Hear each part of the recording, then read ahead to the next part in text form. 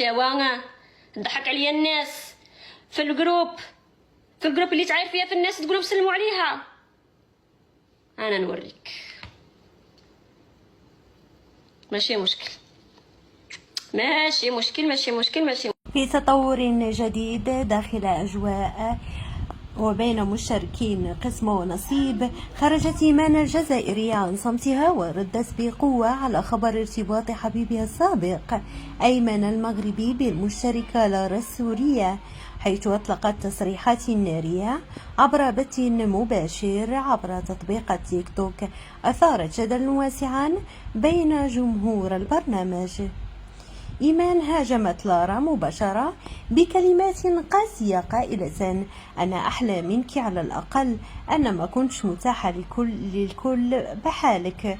هذه العبارة أشعلت غضب جمهور لارا واعتبروها إهانة غير مبررة وتجاوزا لحدود الاحترام، خصوصا وأن لارا لم تهاجم إيمان علنا منذ بداية الأزمة.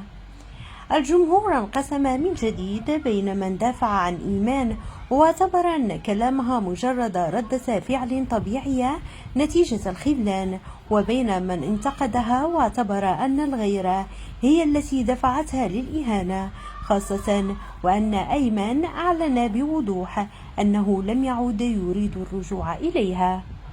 لارا السورية لم ترد حتى اللحظة على الهجوم، لكنها نشرت صورة عبر حسابها انستغرام ظهرت فيها مبتسمة، ما فسر كرد غير مباشر يحمل الكثير من الثقة بالنفس ورسالة واضحة مفادها: أنا باقية ولا يهمني الكلام.